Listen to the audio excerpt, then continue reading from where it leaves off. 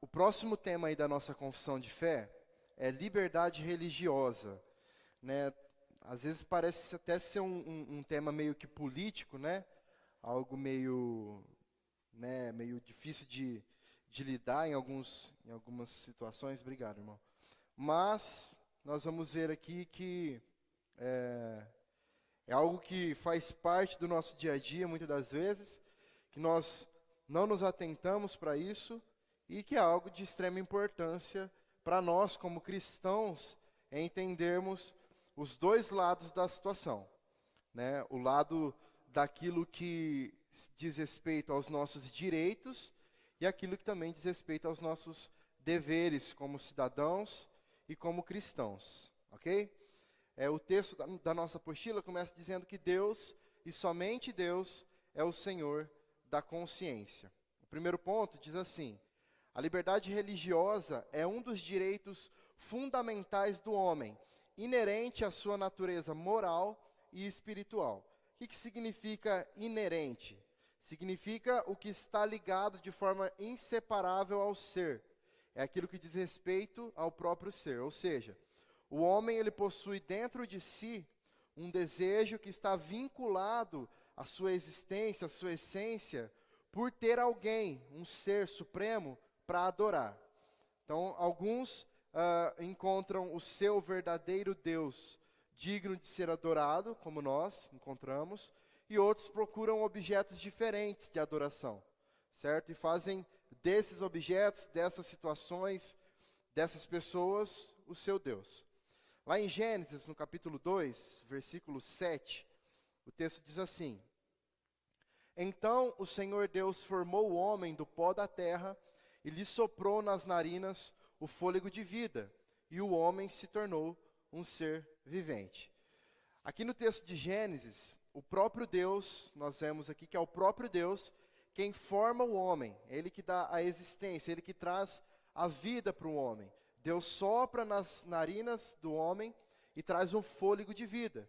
E é esse ato de Deus que faz com que o homem passe de um estado de inexistência, né, da falta de vida, para um estado de vida, verdadeiramente.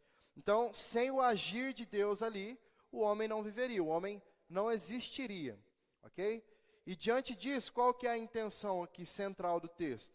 O texto traz aqui para o homem a descrição exata de onde ele vem, que é do pó da terra, né? E isso precisa gerar em nós um entendimento de que nós precisamos adotar uma postura de humildade diante do Senhor, uma postura que nos leve a encontrar em Deus todos os motivos possíveis da nossa adoração. Por quê? Porque em nós, a partir de nós, nada se cria, nada passa a existir.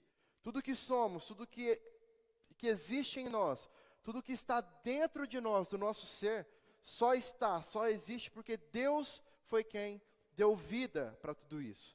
Então, sem esse ato de adoração, né, que nós precisamos ter em relação a Deus, nós nos tornaremos pessoas egoístas, pessoas que não sabem reconhecer o grande milagre da vida que Deus fez em nós e por nós. Já em Romanos, no capítulo 14, os versos de 7 a 9, apóstolo Paulo diz o seguinte: porque nenhum de vós vive para si mesmo, nem morre para si. Porque se vivemos, é para o Senhor que vivemos. Se morremos, é para o Senhor que morremos. Quer pois vivamos ou morramos, somos do Senhor. Foi precisamente para este fim que Cristo morreu e tornou a viver, para ser Senhor, tanto de mortos como de vivos. Olha só o que Paulo está nos ensinando aqui. O centro do que Paulo está nos ensinando através desse texto é que nós somos completamente dependentes de Deus, né? Então, inclusive, ele diz que se nós vivemos, é para o Senhor que nós vivemos. E se nós morremos, é para o Senhor que nós morremos. Então, aqui nós estamos tratando de dois extremos, né? Dois grandes extremos, vida e morte. Paulo está dizendo, qualquer coisa que você faça, você precisa entender que você está fazendo para o Senhor.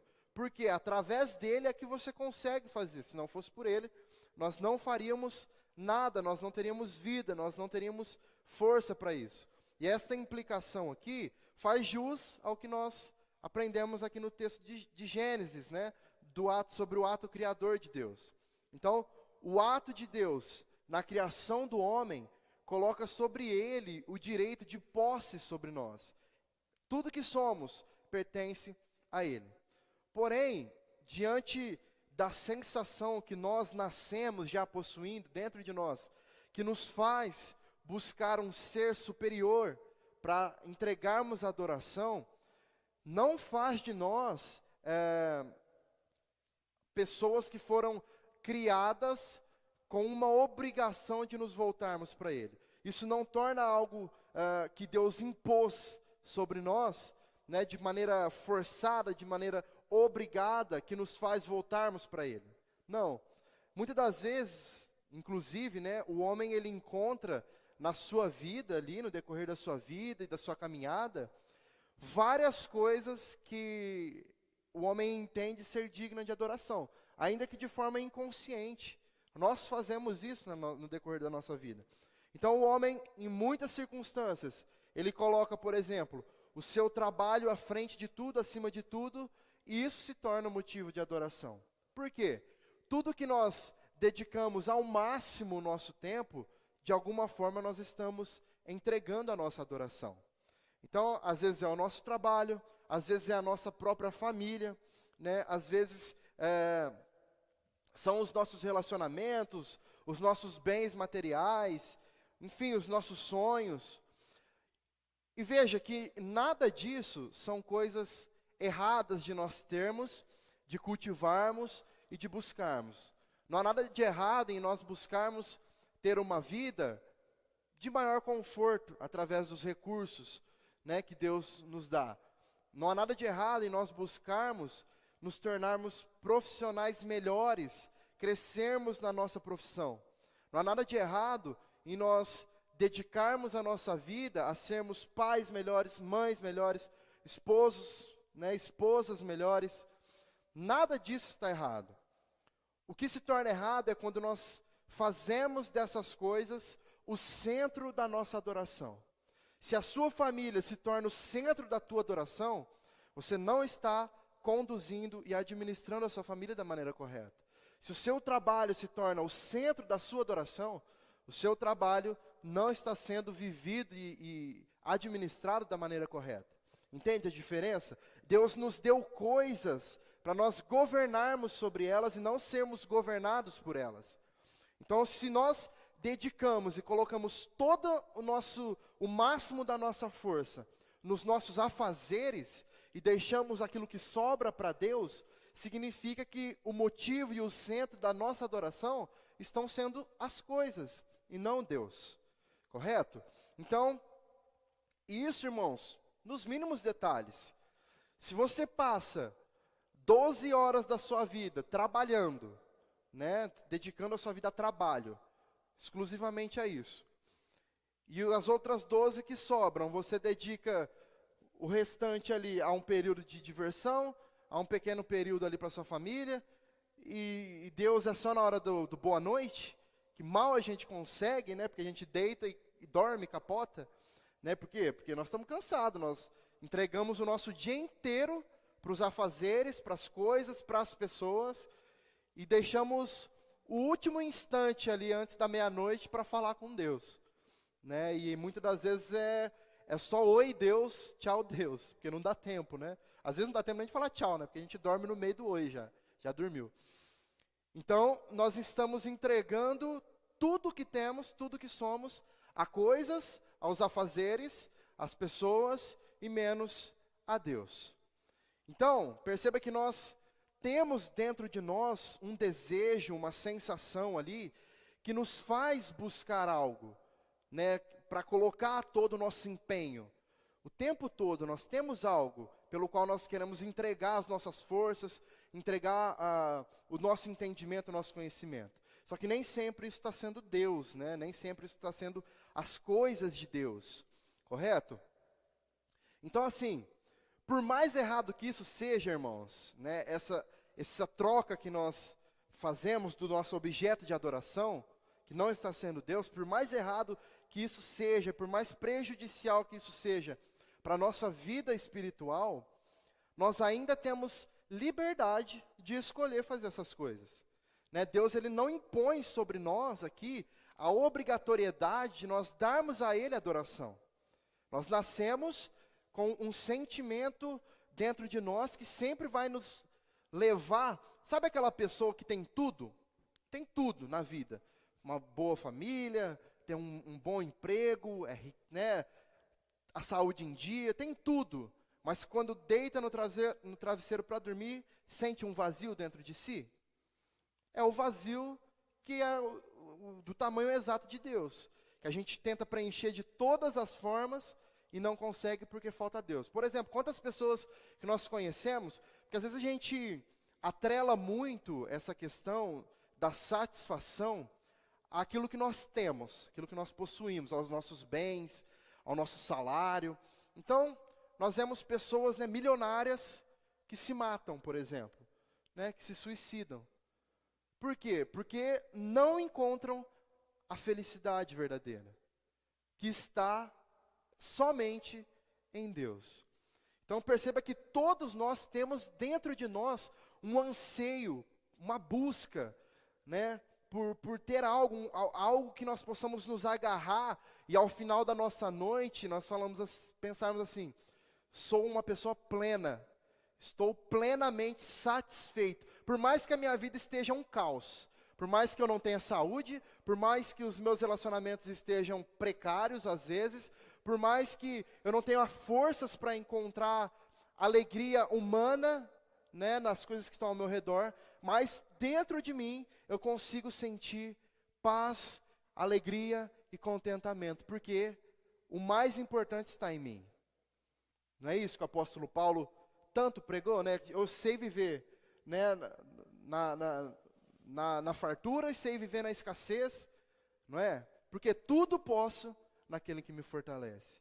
Não eram as coisas que Paulo possuía que trazia força para ele continuar. Era quem habitava nele que trazia força. Independente da circunstância, Paulo estava feliz em Deus. Preso, perseguido, torturado, mas feliz em Deus.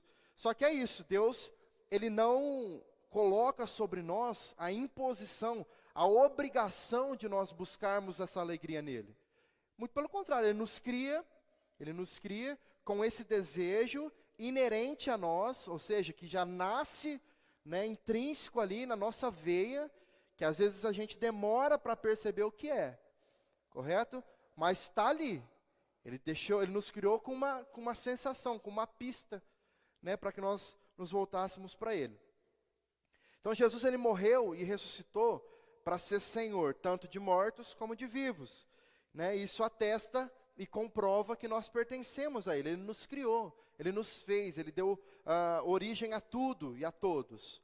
E além disso, Deus, Ele se torna ainda mais, né? Isso comprova ainda mais que Deus é o nosso dono, né? Que nós, como nós já aprendemos, né, nas aulas anteriores, nós somos apenas administradores das nossas escolhas. Nós somos mordomos daquilo que Deus nos disponibilizou, inclusive das nossas próprias vidas, das nossas próprias escolhas. Nós não estamos aqui para escolher por nós, nós estamos aqui para administrar aquilo que Deus colocou à nossa disposição. Então a vontade é a dele, nós precisamos nos conformar à vontade dele, né? Cabe a nós, irmãos, buscar com humildade, com sensibilidade, entender, né, e reconhecer o que Deus quer que nós façamos, né? Reconhecer que nós somos criados para a honra e glória dele, e a partir disso entender que as nossas escolhas, as nossas atitudes, aquilo que nós nos propomos fazer, precisa ser para glorificar o nome dele. Mas, como eu disse, ele nunca vai impor isso sobre nós, ok? O segundo ponto da nossa confissão de fé diz que, por força dessa natureza, a liberdade religiosa não deve sofrer ingerência de qualquer poder humano. O que significa ingerência? Nós vemos o que significa inerente, né?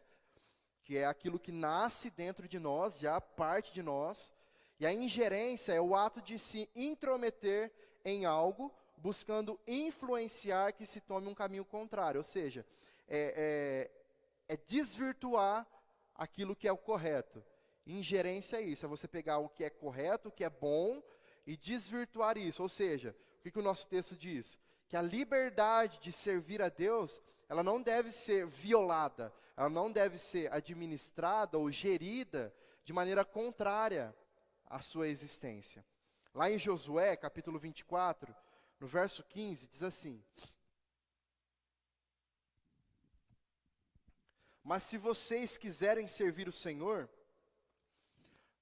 mas se vocês não quiserem servir o Senhor, escolham hoje a quem vão servir. Se os deuses a quem seus pais serviram do outro lado do Eufrates, ou os deuses dos amorreus em cuja terra vocês estão morando. Eu e minha casa serviremos ao Senhor. Então é um texto muito conhecido, né, de todos nós, e que na maioria das vezes nós utilizamos ele de forma errada, né, como se fosse uma promessa de Deus para nós, dizendo que que toda a nossa casa, todos os nossos familiares também serviriam a Ele, né, como uma promessa. O que nós temos aqui nesse texto? Nós temos Josué chamando a atenção das tribos de Israel que estavam ali, para o fato de que o Senhor da sua vida, da vida dele, o único Deus, o único e verdadeiro Deus, seria o Deus que tanto ele como a família dele iriam servir. Então ele fala: escolham aí quem vocês vão servir. Se vocês vão servir os deuses dos seus pais, se vocês vão servir os deuses das terras onde vocês estão morando, vocês escolhem aí quem que vocês querem servir. Eu e a minha casa serviremos ao Senhor. Então, Josué, ele está assumindo um compromisso perante as tribos de Israel que ali estavam, perante Deus, que ele e a casa dele serviriam ao Senhor, independente da escolha das tribos. Se eles quisessem servir a outros deuses, azar, né, problema. Mas ele e a casa dele serviriam ao Senhor. Então, Josué aqui, ele entrega nas mãos ali daquelas pessoas a liberdade de escolha, né? Ele tira uma imposição, uma obrigação deles seguirem o mesmo caminho que Josué havia escolhido para ele e para a família dele.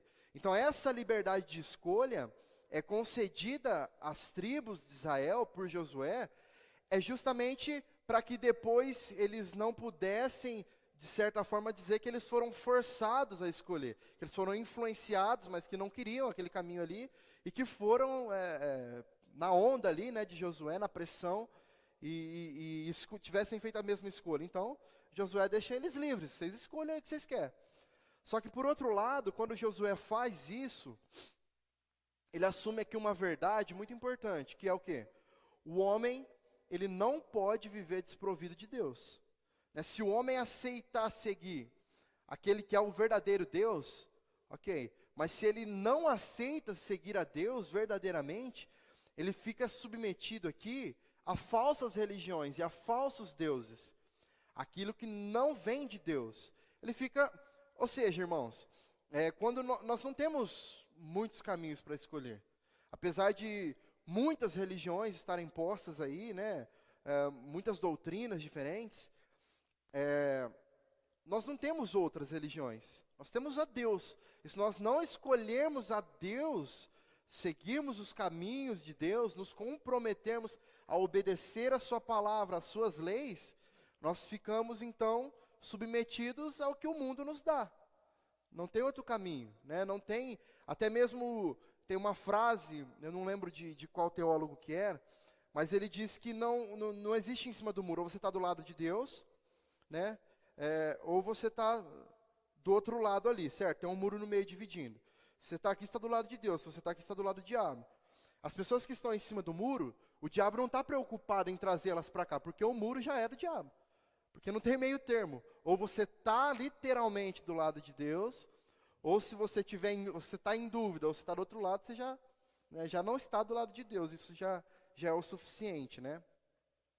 E quando nós falamos aqui sobre falsas religiões, isso não está especificamente falando somente de outras religiões da maneira como nós conhecemos aqui, como outras doutrinas talvez, né? pessoas que professam talvez uma fé diferente da nossa.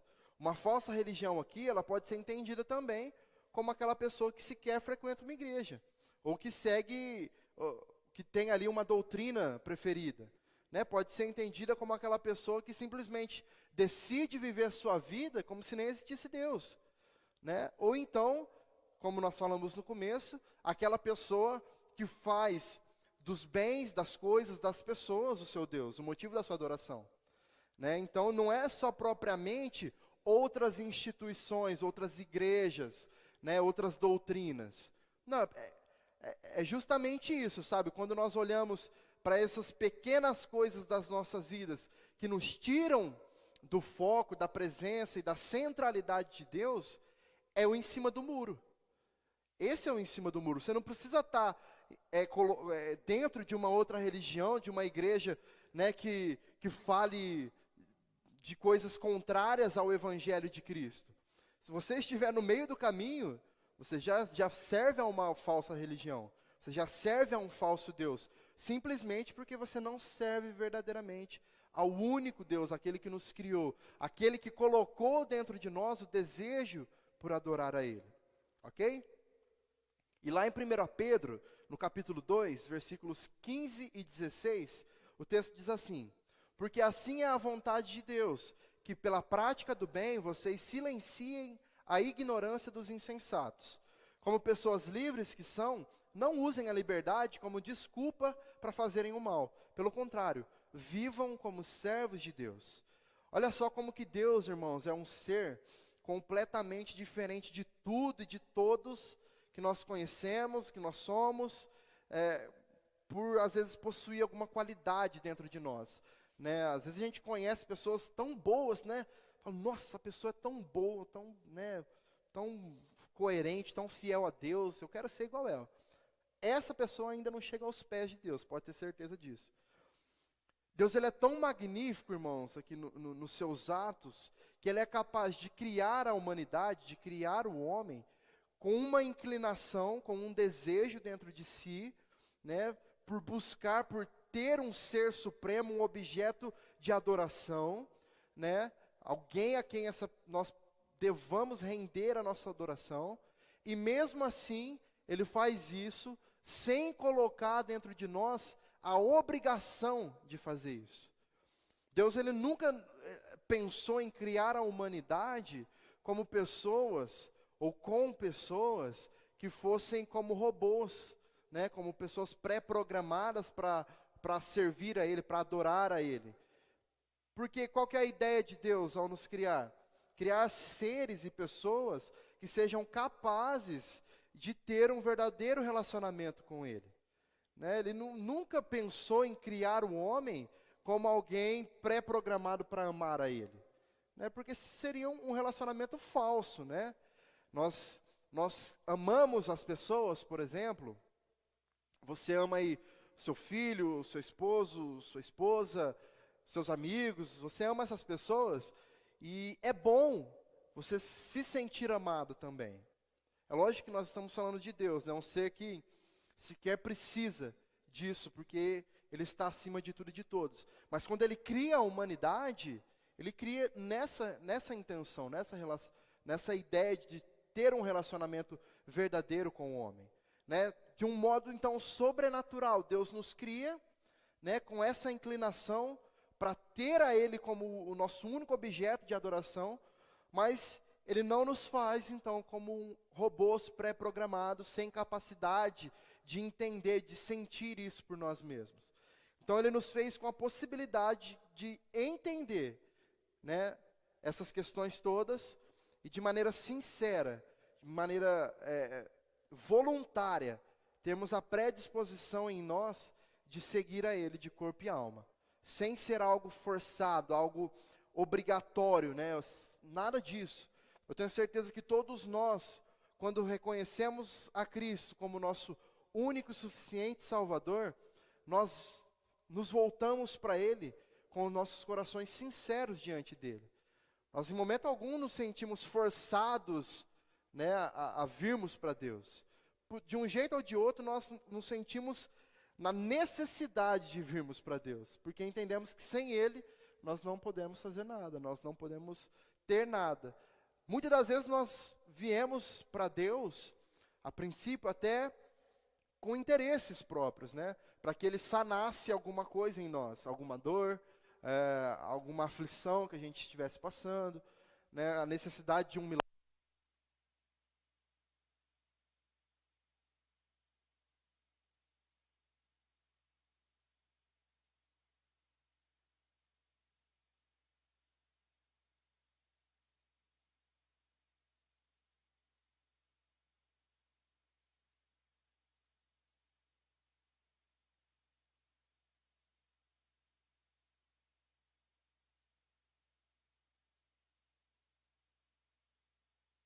E som.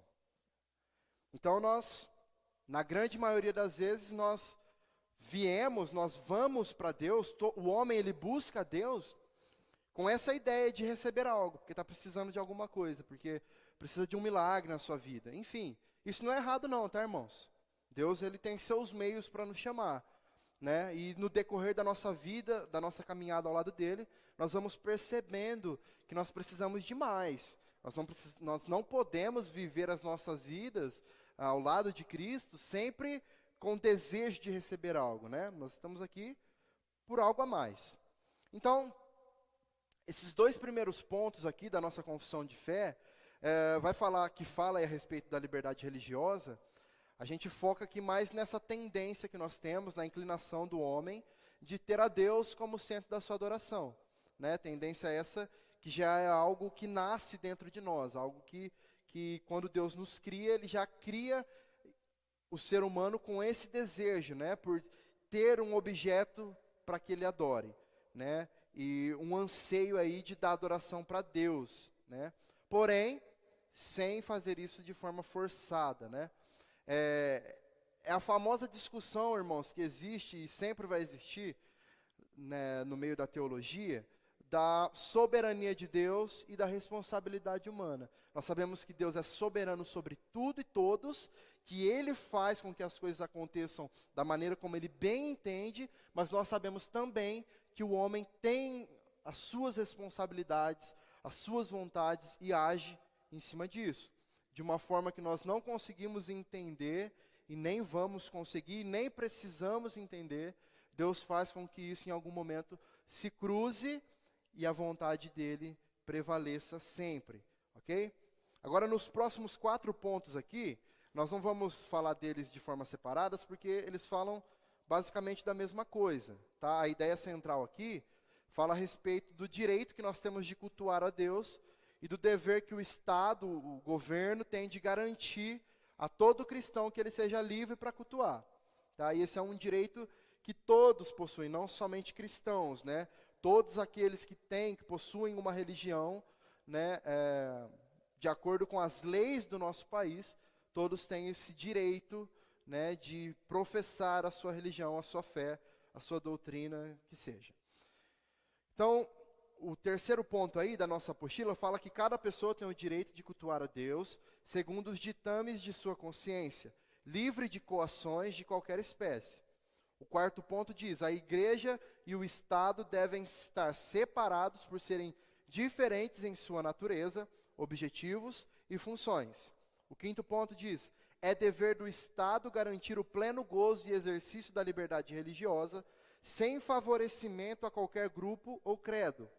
Sexto ponto diz: o Estado deve ser leigo e a igreja livre, reconhecendo que o governo do Estado é de ordenação divina para o bem-estar dos cidadãos, e a ordem justa da sociedade é dever dos crentes orar pelas autoridades, bem como respeitar e obedecer às leis e honrar os poderes constituídos, exceto naquilo que se oponha à vontade e à lei de Deus.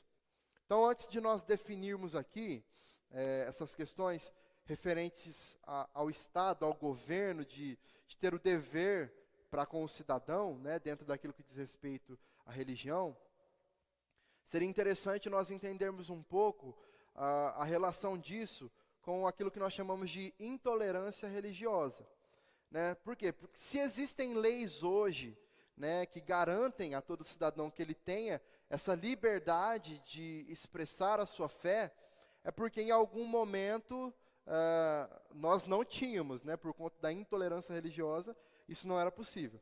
E o que é a intolerância religiosa? Eu peguei uma pequena explicação aqui do site Brasil Escola, para a gente entender o que significa intolerância religiosa. A intolerância religiosa é o ato de discriminar, ofender, rechaçar religiões, liturgias e cultos, ou ofender, discriminar, agredir pessoas por conta de suas práticas religiosas e crenças. A intolerância religiosa está marcada na história da humanidade principalmente porque, no passado, era comum o estabelecimento de pactos entre as religiões, em especial as institucionalizadas, como o cristianismo e os governos. A religião foi um meio de demarcar o poder político e controlar a população. Houve, inclusive, um período em que os cristãos foram perseguidos e criminalizados no Império Romano.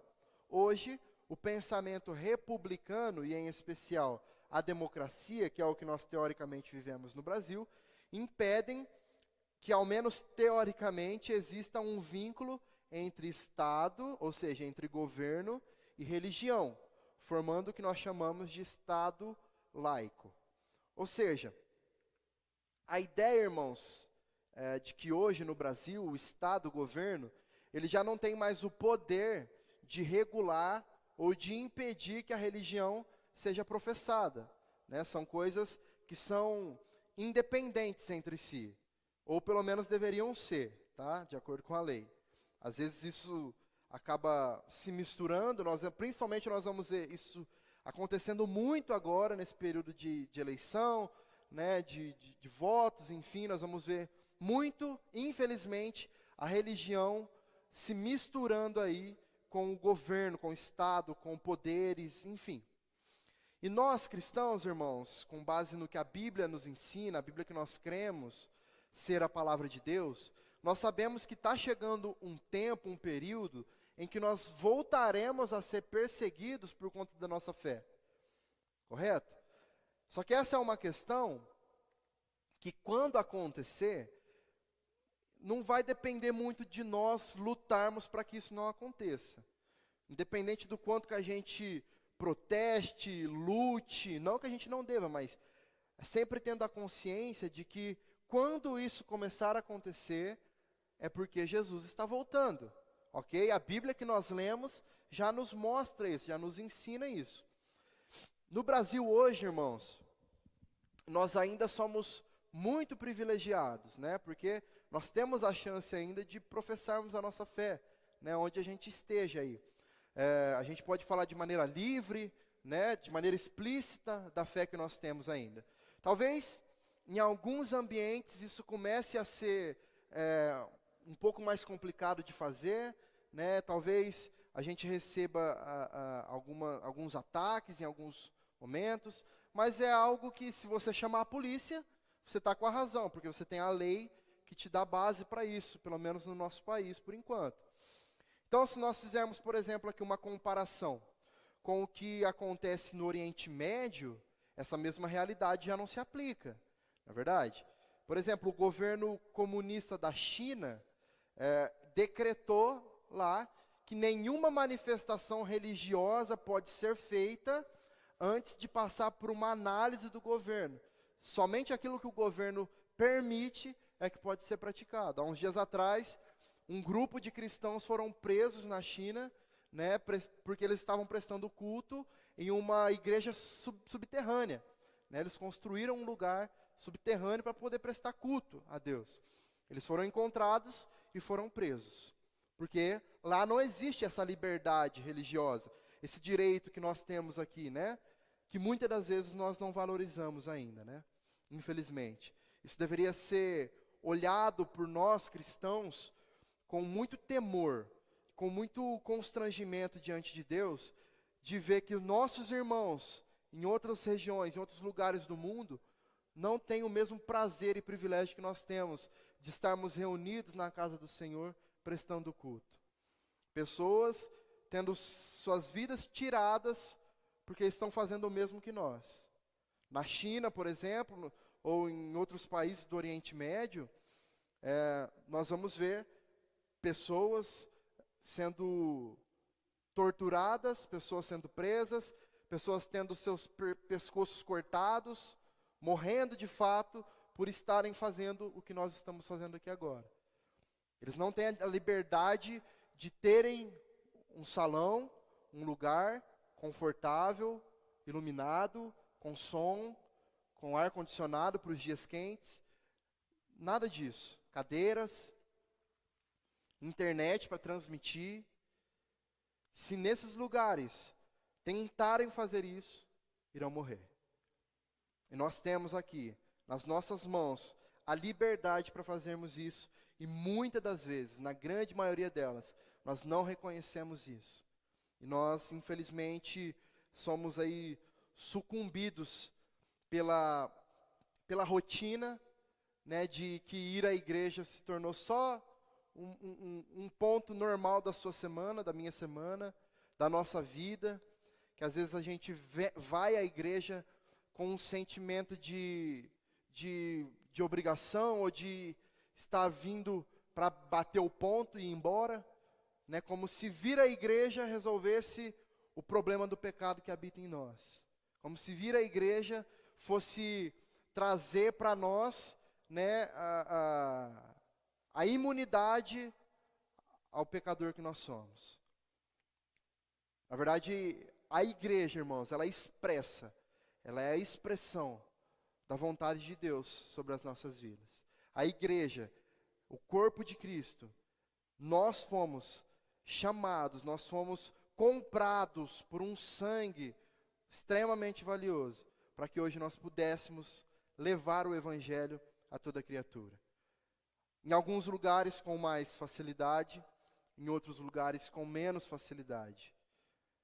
Os que têm mais facilidade precisam aprender urgentemente a aproveitar isso, de maneira que nós consigamos levar ali a mensagem do evangelho a toda criatura de fato. Amém? Eu vou fazer uma análise bem rápida aqui de um texto, que ele não tem nem muita relação com o nosso tema, mas que a gente consegue aplicar para uma outra realidade. Nós estamos falando de vários pontos de vista da liberdade religiosa. Nós estamos falando da liberdade que Deus nos dá, a princípio, né, de escolhermos, apesar de ter nos criado, ser dono das nossas vidas, apesar de ter nos criado com um desejo em nós por adorar a Ele, Ele não nos obriga, Ele nos dá essa liberdade. Nós estamos falando também sobre a liberdade que nós temos aqui de fato para expressar a nossa fé no nosso país, que somos livres, né, por direito, existem leis que nos garantem essa liberdade hoje aqui. E nós vamos falar de uma outra liberdade que talvez nós tentamos fazer aquilo que Deus não faz. E você vai entender por quê. Mateus 19, de 16 a 23, diz assim: Eis que alguém se aproximou de Jesus e lhe perguntou: Mestre, que farei de bom para ter a vida eterna? Respondeu-lhe Jesus: Por que você pergunta sobre o que é bom? Há somente um que é bom. Se você quer entrar na vida eterna, obedeça aos mandamentos. Quais? Perguntou ele. Jesus respondeu: Não matarás, não adulterarás, não furtarás, não darás falso testemunho, honra teu pai e tua mãe, e amarás o teu próximo como a ti mesmo. Disse-lhe o jovem: A tudo isso tenho obedecido, o que me falta ainda? Jesus respondeu: Se você quer ser perfeito, vá, venda os seus bens e dê o dinheiro aos pobres, e você terá um tesouro no céu. Depois venha e siga-me. Ouvindo isso, o jovem afastou-se triste, porque tinha muitas riquezas. Então Jesus disse aos discípulos: Digo-lhes a verdade, dificilmente um rico entrará no reino dos céus. Nos 3 primeiros versículos que nós lemos aqui, a gente vai perceber, né, que aquele jovem tinha um desejo dentro de si por alcançar a vida eterna, ao lado de Deus, correto? Então ele questiona Jesus sobre o que ele deveria fazer para alcançar isso, de fato. E a primeira coisa que Jesus faz questão de mostrar para aquele jovem é que existia apenas um que era bom. E esse era o próprio Deus, né, como nós aprendemos em Marcos, capítulo 10, no versículo 18, vai falar sobre isso. E depois disso, Jesus ele deixa claro para aquele jovem que para alcançar a vida eterna ele deveria fazer o quê? Guardar os mandamentos. Quando aquele jovem ouve isso, então ele se enche de alegria, porque ele já sabia que ele cumpria com os mandamentos. E aí ele fala para Jesus, não, eu já faço tudo isso, né? Só que aí Jesus mostra para aquele jovem que não era só aquilo, né? Que o verdadeiro sentido de se observar os mandamentos era algo que era para ser sentido e vivido de forma fiel, além das palavras e daquelas práticas. O versículo 22 diz que quando o jovem ouve isso, então ele se retira triste da presença de Jesus, né, porque ele tinha muitos bens, ele não queria abrir mão daquilo, porque talvez aquilo fosse o seu maior objeto de adoração, como nós falamos aqui hoje já. E o que esse texto tem a ver com o tema de liberdade religiosa que nós estamos falando? Nós vemos aqui que no texto, Jesus ele simplesmente apresentou para aquele jovem quais eram as condições para que ele pudesse alcançar a vida eterna. Só que, apesar de toda a sua grandeza, apesar de toda a soberania, Jesus ele não impôs a vontade dele sobre aquele rapaz, sobre aquele jovem. Ele não obrigou aquele jovem a vender tudo que ele tinha, a abandonar os prazeres que ele tinha, a deixar os deuses que ele cultivava para seguir a ele. Ele simplesmente apresentou tudo aquilo. Mas Jesus não obrigou aquele jovem a deixar tudo e a seguir a ele. Então, o que a gente aprende com Jesus aqui?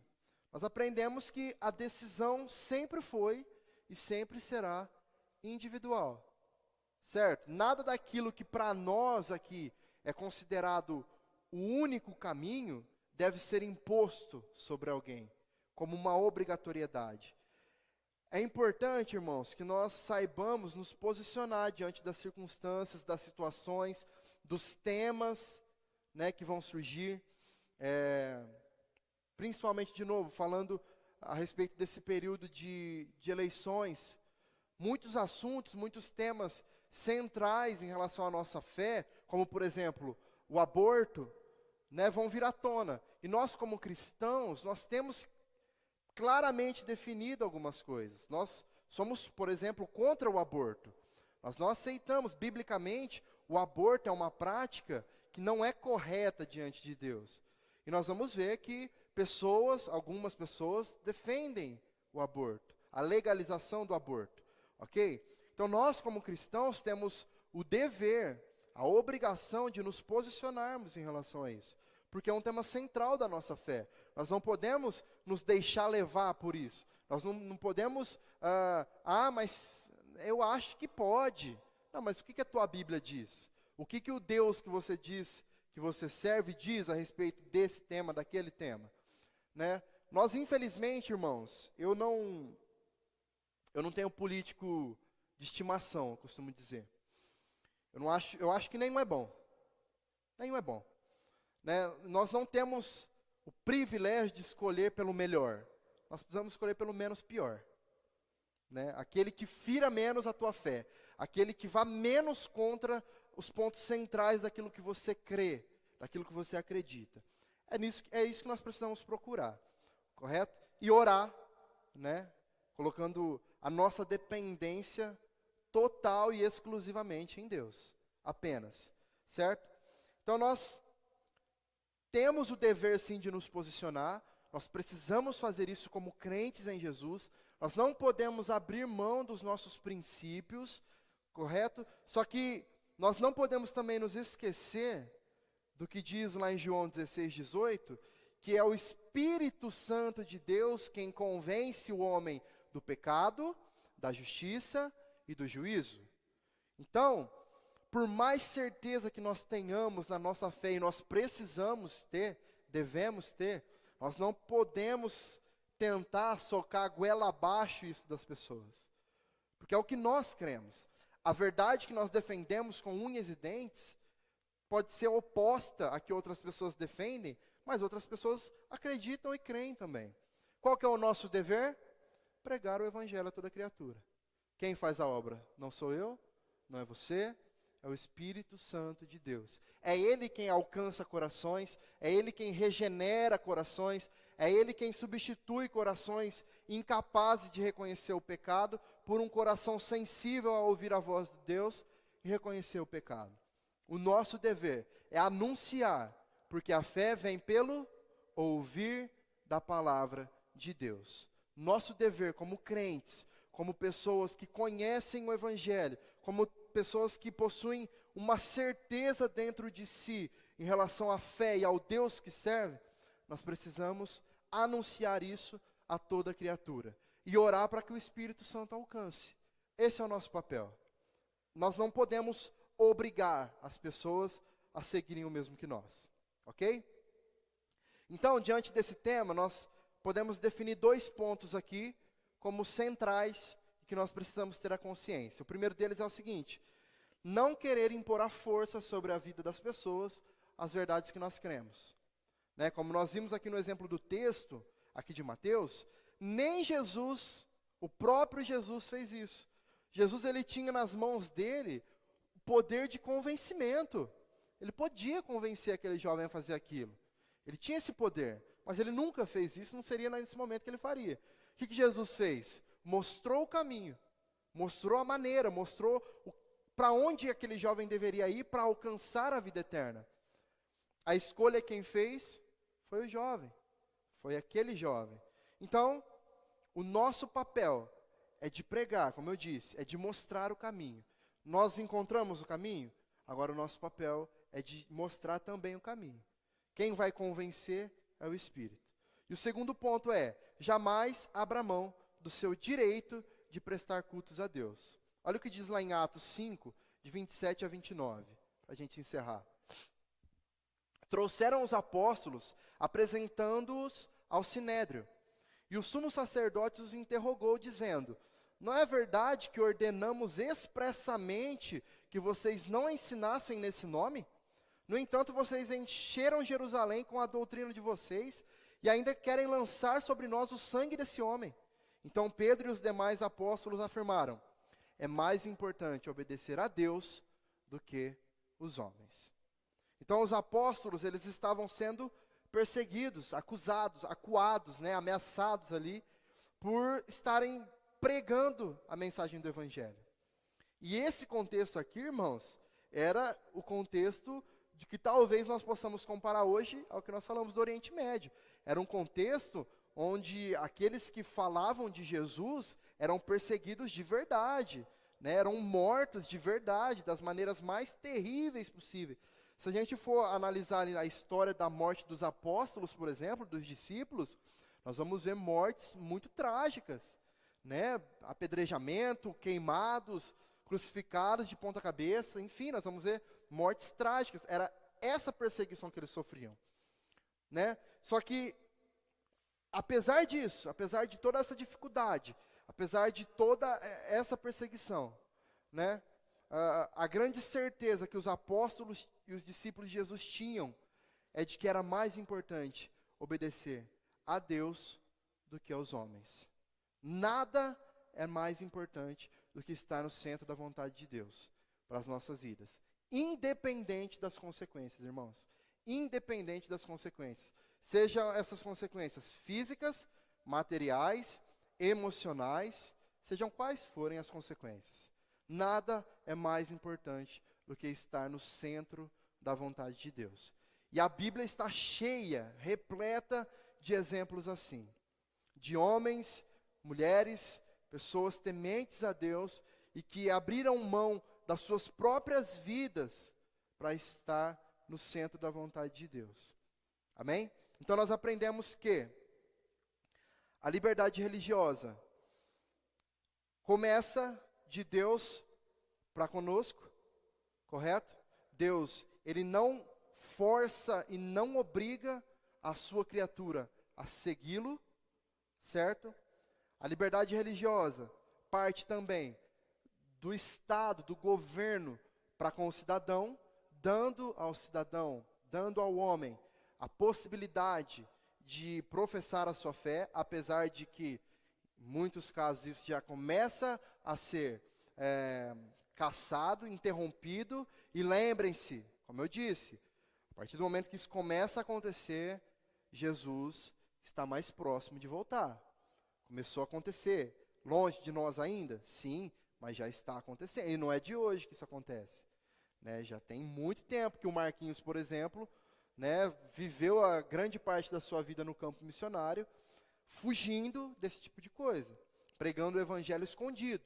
Então, essa liberdade já começa a ser ferida novamente, certo?